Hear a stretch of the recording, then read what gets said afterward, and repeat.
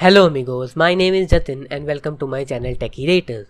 In this video, I'll show you how to enter into single user mode in Kali Linux operating system. I'll help you to enter into single user mode by showing each step so you can understand everything easily. So watch the full video and let's get started.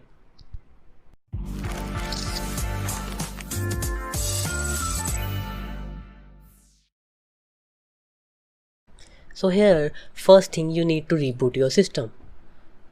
So restart and wait until the blue screen comes. At the blue screen, you need to press E. After pressing E, in this line from bottom third line, go to the arrow and convert into RW, that is read only to read and write. And at the end of the line, you need to write something. Init is equal to /bin/bash and Control X. After this, you have to wait for few seconds and you enter into single user mode. And this you can do different thing.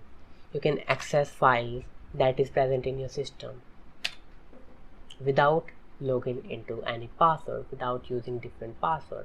You can change password of root user or any user in single user mode without knowing the password also. I'll cover this in my upcoming video. So this is how you can enter into single user mode in Kali Linux operating system.